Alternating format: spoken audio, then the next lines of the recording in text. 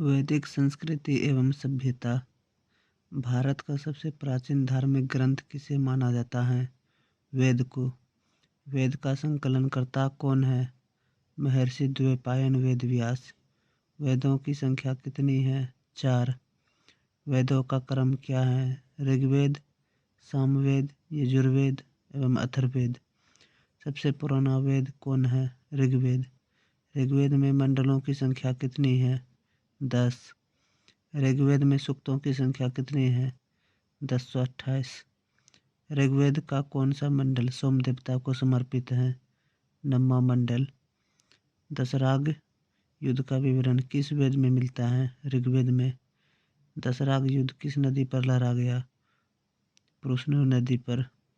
मैं कैवई हूँ, मेरे पिता वेद हैं और मेरी माता चक्की चलाती हैं। यह कथन ऋग्वेद के किस मंडल में वर्णित है? 9वां मंडल। चारों वेदों को क्या कहा जाता है? संहिता। ऋग्वेद के किस सूक्त में 4 वर्णों का उल्लेख पहली बार मिलता है? पुरुष सूक्त। भारतीय संगीत का जनक किस वेद को माना जाता है? सामवेद को। कौन सा वेद गद एवं पद दोनों में मिलता है? यजुर्वेद। रोग निवारण, तंत्र मंत्र, जादू टोना, वशीकरण, विवाह, प्रेम, राजकर्म, मातृभूमि आदि विविध विषयों का विवरण किस वेद में मिलता है? अथर्ववेद में। पुराणों के रचयिता किन्हें माना जाता है? लोमहर्ष एवं उग्रश्रवा को। पुराणों की संख्या कितनी है? 18। सबसे प्राचीन एवं प्रमाणिक पुराण किसे माना जाता है? मत्स्य पुराण। स्मृति ग्रंथ को किस अन्य नाम से जाना जाता है? धर्मशास्त्र। किस स्मृति ग्रंथ को सबसे प्राचीन एवं प्रमाणिक माना जाता है? मनुस्मृति को। वैदिक साहित्य में सम्मिलित हैं वेद, उपवेद, ब्राह्मण, आरण्यक, उपनिषद। वैदिक साहित्य के अंतिम अंग उपनिषद को क्या कहा जाता है? वेदांत। सत्यमेव जयते शब्द किस उपनिषद से लिया गया है? मुंडकोपनिषद से।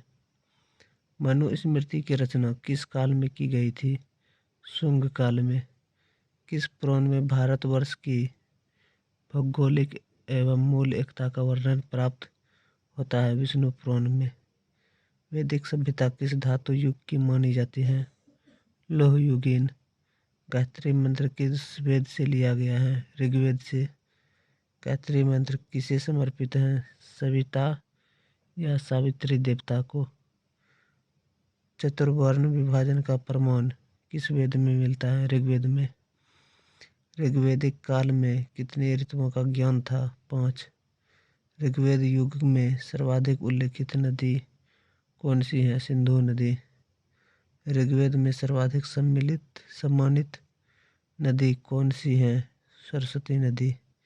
ऋग्वेद में सर्वाधिक सम्मानित देवता कौन कौन से थे? इंद्र और अग्नि। ऋग्वेद में किस नदी का उल्लेख मात्र एक बार हुआ है? गंगा नदी। ऋग्वेद काल में 2 अमूर्त देवता कौन कौन थे? श्रद्धा तथा मनु। ऋग्वेद में अनस शब्द का प्रयोग किसके लिए हुआ है? बैलगाड़ी। ऋग्वेद की किस परिषद में स्त्रियां भाग लेती थी? सभा एवं समिति। ऋग्वेद का नवीनतम मंडल कौन सा है? प्रथम और दशम। किस वेद में स्तोमा सदगमय का उल्लेख मिलता है? ऋग्वेद में। ऋग्वेद में 9वां मंडल में किसका वर्णन है? सोम का। आश्रम व्यवस्था की चर्चा किस वेद में है? अथर्ववेद में। वैदिक काल में कौन कौन सी आश्रम व्यवस्था के अंतर्गत शामिल था? ब्रह्मचर्य, गृहस्थ एवं वानप्रस्थ। पूर्व पुरुषों की पूजा किस काल से शुरू हुई? उत्तर वैदिक काल से। आर्य शब्द का शाब्दिक अर्थ है श्रेष्ठ या कुलीन। आर्य शब्द किसे इंगित करता है? निरीजाति समूह को। आर्य भारत में संभवतः कहाँ से आए थे? मध्य एशिया से। आर्य भारत के किस प्रांत में सर्वप्रथम आए? पंजाब में। आर्यों ने सबसे पहले किस क्षेत्र को अपने अधिकार में लिया? सप्त सिंधु। प्राचीन काल में आर्यों की जीविकोपार्जन का प्रमुख साधन क्या था? पशुपालन और कृषि। आर्यकाल में राजा को किस नाम से पुकारा जाता था? राजन। आर्यों की सबसे प्रमुख नदी कौन सी थी? सिंधु। आर्यों के मूल निवास के विषय में विद्वानों ने कौन कौन सा सिद्धांत प्रतिपादित किए? आर्कटिक प्रदेश का सिद्धांत, भूमध्य सागरीय सिद्धांत तथा भारतीय सिद्धांत। प्राचीन काल में आर्य हिमालय में रहते थे तथा कालांतर में वे आर्यावर्त में आकर बस गए। ये मत किनका है? स्वामी दयानंद सरस्वती का। मूर्ति पूजा का आरंभ कब से माना जाता है? हड़प्पा सभ्यता एवं संस्कृति से। ऋग्वेद में रुद्र शब्द का प्रयोग कितनी बार हुआ है? 3 बार। वैदिक काल में योद्धा को क्या कहा जाता था? सेनानी। प्राचीन भारत का कानून दाता किसे माना जाता है? मनु को। अथर्ववेद अर्थात जीवन का विज्ञान उल्लेख किस वेद में मिलता है?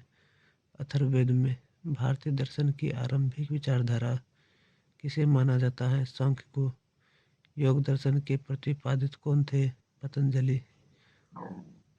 वर्ण व्यवस्था का वंशानुगत जाति में परिवर्तन किस काल में हुआ? उत्तर वैदिक काल में। उत्तर वैदिक काल का समय माना जाता है 1000 से 600 ईस्वी पूर्व के बीच।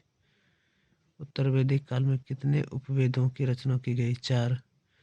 उत्तर वैदिक कालीन समाज में किस वर्ण को उच्च स्थान प्राप्त था? ब्राह्मण को। उत्तर वैदिक कालीन धार्मिक क्रियाओं का मुख्य साधन क्या था? कर्मकांड। उपनिषदों में सबसे विशाल उपनिषद कौन सा है? बृहदारण्यक। प्रसिद्ध दशराग युद्ध किस नदी के तट पर लड़ा गया? पुरुष ने कन्या का बलपूर्वक अपहरण कर उसके साथ किया गया विवाह क्या कहलाता था? राक्षस विवाह।